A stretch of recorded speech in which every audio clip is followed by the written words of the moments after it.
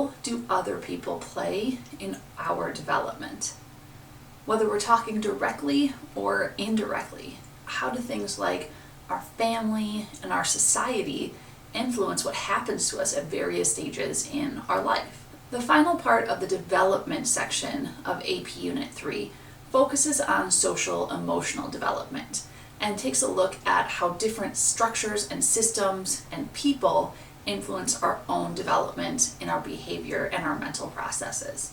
And there are a lot of different theories about what influences our development from a social standpoint and from an environmental standpoint. So let's first start by taking a look at what's known as the ecological systems theory, which is one way of looking at how different systems or groups can influence our own individual development. Essentially, what the ecological systems theory says is that there are different systems, whether they are microsystems, mesosystems, macrosystems, exosystems, and so on, that are going to have an impact on each individual person's development. For example, a microsystem is going to be someone's immediate environment. So think about how things in your immediate environment, your family, your friends, your school, your neighborhood, and so on, how they're going to directly have an influence on your development. From there, we can branch out and think about our mesosystem. So think about different interactions between different microsystems, so between family and school, and how that relationship together can influence your individual development. Exosystems are going to focus more on indirect influences on our development. So that could be something like your parents' workplace.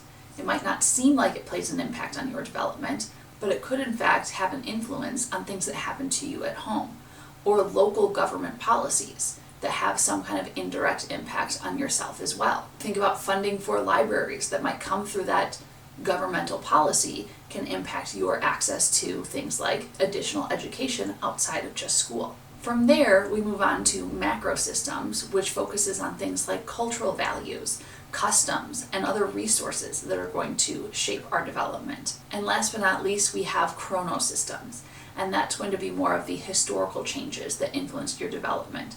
So socio-historical events or even personal life transitions and how those are going to affect you as an individual. If we take a look a little bit deeper into the one that probably has the biggest impact, those microsystems, people like our parents play one of the biggest roles in our development. And so there are different parenting styles that we can look to that can explain how our parents treat us as we're growing up and the impact that that can have on our personal development. The three parenting styles you want to be familiar with are authoritarian, authoritative, and permissive parenting. And these three parenting styles are often measured by looking at two major traits: a parent's responsiveness and their demandingness or expectations. A parent that is an authoritarian parenting style is going to have high expectations, so very demanding, but very little responsiveness. They're the type of parenting style that's going to say, these are the rules and therefore you must follow them. There are no exceptions. There's nothing else that you can do besides follow the rules of an authoritarian parent. Authoritative, on the other hand, is going to be highly responsive and highly demanding. So the expectations are set high, but there is room for responsiveness to an individual's needs. The difference between authoritarian and authoritative, think about going to a once-in-a-lifetime concert. An authoritarian parent would say you can't go because it goes past your curfew.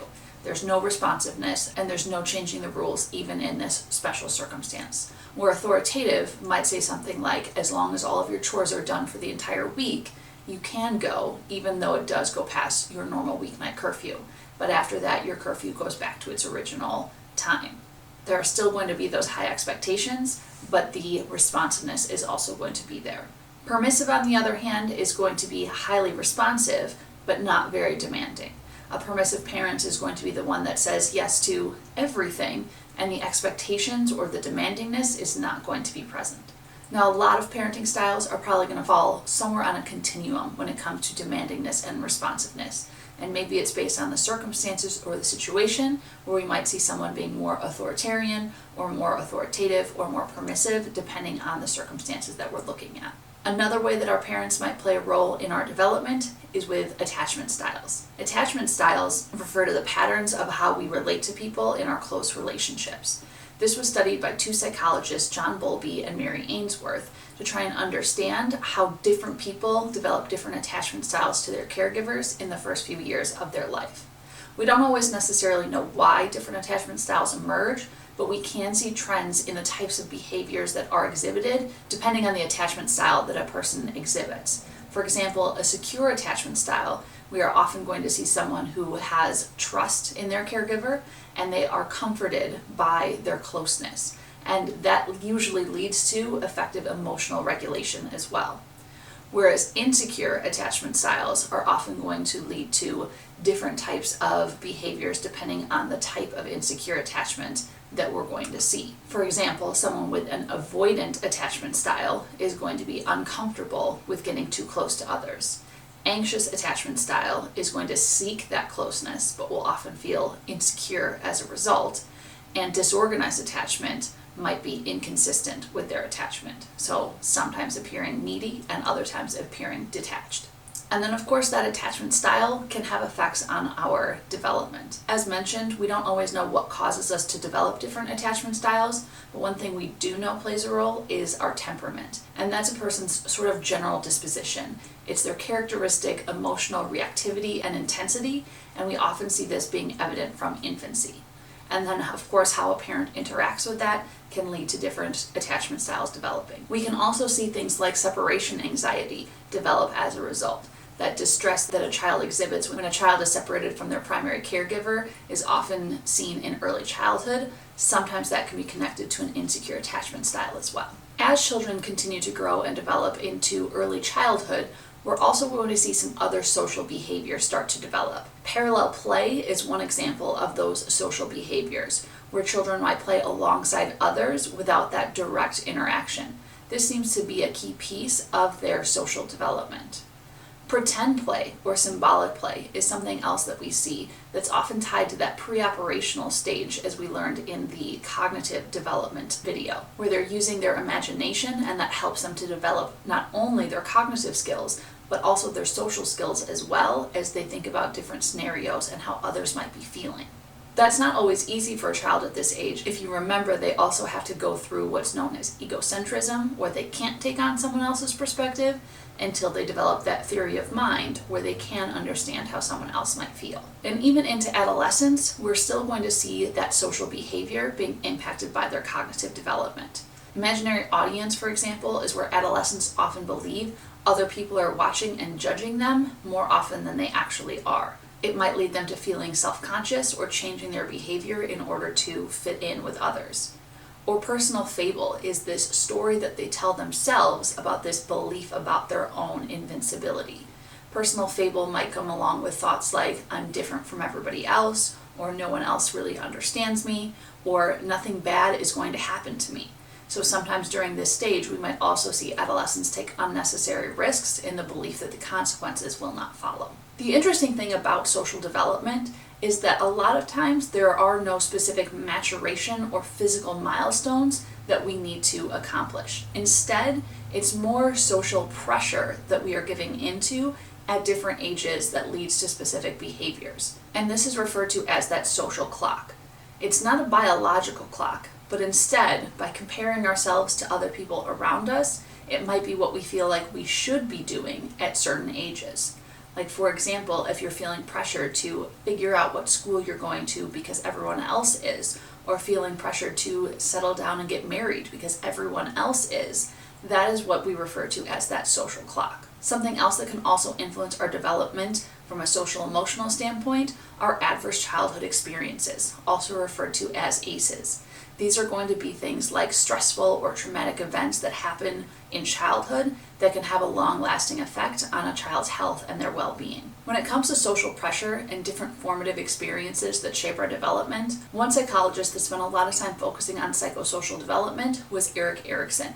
And he put together different stages, 8 in particular, that we go through from childhood to old age, where we're faced with a conflict or crisis at each point, and successful resolution is what allows us to move through that stage or have some kind of impact on our development as a whole. The first conflict stage in infancy is known as trust versus mistrust, which is where children need to learn how to trust their primary caregivers. In cases where there are ACEs, those adverse childhood experiences, things like neglect or abuse, a child might end up on the mistrust side. That could also lead to insecure attachment, as we talked about earlier. As a child becomes a toddler, their conflict moves to autonomy versus shame and doubt, learning how to do things on their own or feeling shame or doubt when they're unable to do so. Think about how a child might want to dress themselves, learn to tie their own shoes, being potty trained, all things that require this personal autonomy and feeling shame or doubt if they're unable to successfully do so. Once they reach early childhood, we might see what's known as initiative versus guilt, and that is where we see behavior shift to outside themselves to interacting with others. So taking initiative in planning activities with other children. Guilt that might follow from being too forceful or too fearful in those social situations. By the time they reach elementary school, we enter into a world of comparison. In elementary school children, we often see industry versus inferiority. It is this focus on what am I good at and what am I not good at, where there's this constant comparison to other children around us. We have a keen sense of awareness of who's the fastest runner in class, who's the best at art, and the goal is being adequate or industrious, so trying to be productive in these areas, or feeling inferior if we are not as good as our peers. Around adolescence, the focus becomes identity versus role confusion. This idea of forming a sense of identity that might be independent of our parents or other caregivers' influence, and really trying to decide for ourselves who we are, what we believe, and what we want to be. As we enter into early adulthood, the focus becomes intimacy versus isolation. And it's this idea about forming lasting relationships. It doesn't necessarily need to be romantic relationships, those long-term relationships that we want to form as being our people that we spend time with on a regular basis as we move into our adult lives. Once we enter into about our middle age years, the focus becomes generativity versus stagnation. And that's this idea of what am I contributing to society, to my life, to the world, or do I feel stagnant or stuck? Sometimes people might feel like they need to mix things up if they're feeling stuck. So think about midlife crisis where they might make drastic life changes during this time. And then finally, late adulthood towards the end of life, the final stage is integrity versus despair. And that is reflecting back on life with either integrity or despair if you feel regrets for things that you wish you did or did not do, and feeling like you might be out of time to do things that you still wanted to do. As we mentioned, there was this focus in adolescence on identity formation. And there are some different psychologists that spent more time focusing in on that stage in particular because it does seem to play a key role in our development. So going beyond simply just identity versus role confusion, there are some different identity states that were proposed that adolescents go through as they go through this process of achieving their identity. They're referred to as states and not stages because not everybody is going to go through all four of them, and not everyone goes through them in the same order. Some people might experience what's known as diffusion, where they haven't started the process of searching and maybe don't really have a desire to do so at this time. Others might experience what's known as foreclosure, where they accept their parents' ideas for their identity without questioning or exploring alternatives. And others are actively searching. Some might refer to this as an identity crisis. It's referred to as moratorium because they have not committed yet, but they are actively searching and trying to form their personal identity. Once they've actually successfully done so, that of course is referred to as achievement. And there are a lot of different factors that are included in identity formation.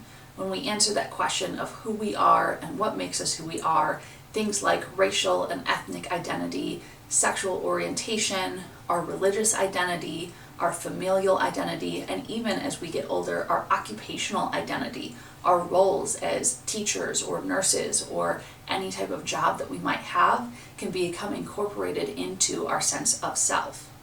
And speaking of our sense of self, our possible selves is what guides that future behavior. When deciding what to do next, possible selves is a theory that says that we have these different visions of ourselves that we can use to motivate our behavior in the present moment. Let's say, for example, you're faced with the prospect of studying for a test.